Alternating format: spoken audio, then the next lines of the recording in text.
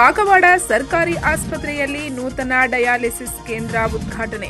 Dialysis ಕೇಂದ್ರದ ಲಾಭ ಪಡೆದುಕೊಳ್ಳಿ. ಶಾಸಕ ರಾಜು ಕಾಗೆ. ಆಧುನಿಕ ಆಹಾರ ಪದ್ಧತಿ ಮತ್ತು ಒತ್ತಡದ ಜೀವನ ಶೈಲಿಯಿಂದಾಗಿ ಜನರಲ್ಲಿ ಆರೋಗ್ಯದ ಗಂಭೀರ ಸಮಸ್ಯೆಗಳು ಹೆಚ್ಚಾಗುತ್ತಿದ್ದು, ಕಿಡ್ನಿ ಸಮಸ್ಯೆ, ಕ್ಯಾನ್ಸರ್ದಂತಹ ರೋಗಗಳು ಹೆಚ್ಚಾಗುತ್ತಿವೆ.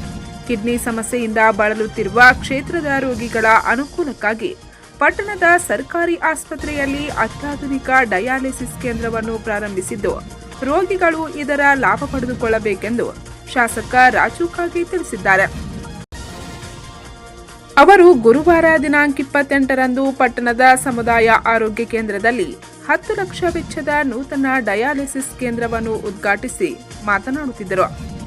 ಈ ಮೊದಲು ಇಲ್ಲಿಯ ರೋಗಿಗಳಿಗೆ ದುಬಾರಿ ಹಣ ನೀಡಿ ದೂರದ ಪಟ್ಟಣದ ಪ್ರದೇಶಗಳಿಗೆ ಹೋಗಿ ಡಯಾಲಿಸಿಸ್ ಮಾಡುವ ಅನಿವಾರ್ಯತೆ ಉಂಟಾಗಿತ್ತು. ಇದರಿಂದ ರೋಗಿಗಳು ಸಮಯದ ಅಭಾವದ ಜೊತೆಗೆ ಆರ್ಥಿಕ ಸಂಕಷ್ಟಕ್ಕೆ ಎದುರಾಗುವಂತಾಗುತ್ತಿತ್ತು.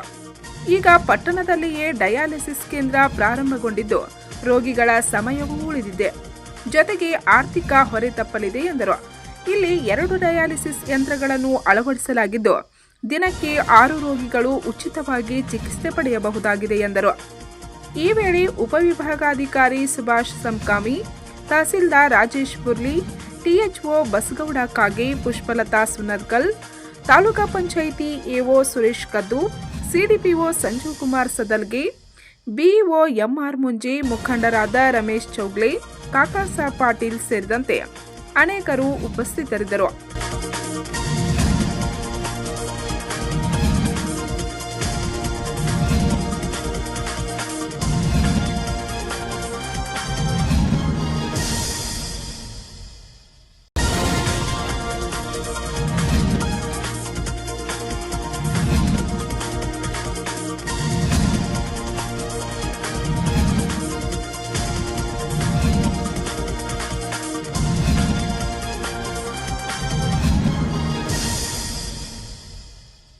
ಪಂಚ್ ನ್ಯೂಸ್ಗಾಗಿ ಕಾಗವಾಡದಿಂದ ಬಸವರಾಜ್ ತಾರ್ದಾಳೆ.